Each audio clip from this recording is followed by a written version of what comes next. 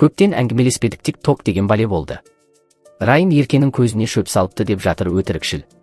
Бұл TikTok Ерке Исмахан өлді иманды болсын деп жариялады. Баламды Құдай сақтасын шетінет деп жариялады.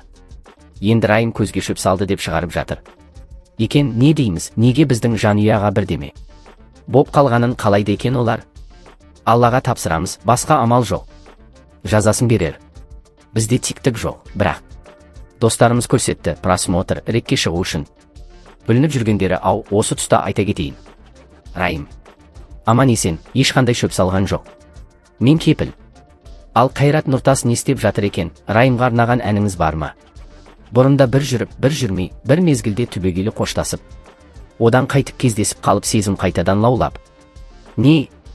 Боларымызды білмей жүргенде 2019 жылы 1001 күн деген әнімді арнаған едім. Одан соң бір жылдай мүлдем кездеспей, жүздеспей нүкте қойып, әркім өз өмірін сүріп кеткен кезде Аққу деген әнімді арнаған болатынмын. Содан 2023 жылы Райымға күйеуге шығып өмірімді арнап, бала туып отырмын, сол үйде деп ашуланып кетсем соңында. Ақшаны кім ұстайды? Тапқан табысты. Менде табыс жоқ, күйеуге шыққалы үйде табыс табушы күйеуім. Ақшаны да өзі ұстайды. Енді міндеті ғой бізді асырау, сондықтан мен тек жұмсаушымын. Аллах разы болсын саған. Grey Music Парижден соң рахмет көп айтатын боп жүрмін.